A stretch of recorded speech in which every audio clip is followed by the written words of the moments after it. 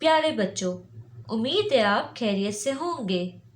आज हम इस वीडियो में तस्वीर के दुरुस्त हुरूफ पर दायरा बनाएंगे। ये क्या है? कुत्ता। कुत्ता किससे शुरू होता है? काफ।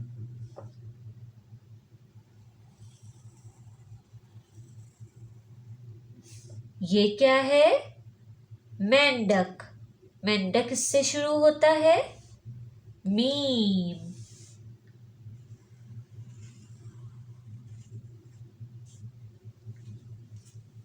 ये क्या है? खरगोश। खरगोश किससे शुरू होता है? खे।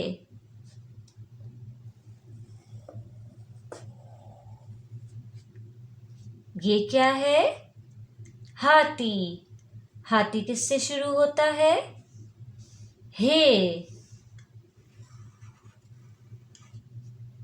ये क्या है? बंदर। बंदर किससे शुरू होता है? बे।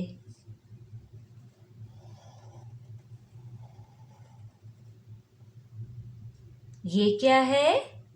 गाय। गाय किससे शुरू होती है? गाफ।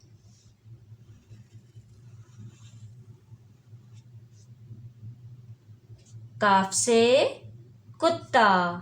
मीम से मेंढक। खे से खरगोश। हे से हाथी। बे से बंदर। गाफ से गाय। शुक्रिया।